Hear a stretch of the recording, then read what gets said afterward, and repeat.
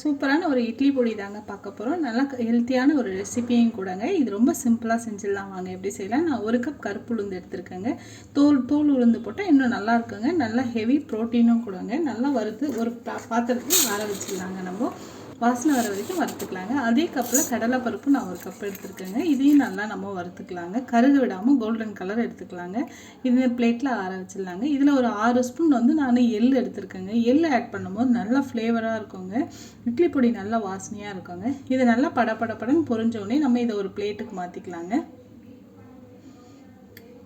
நல்லா கொஞ்சம் நம்ம ஃபேன் காற்றுல ஆற வச்சிடலாங்க.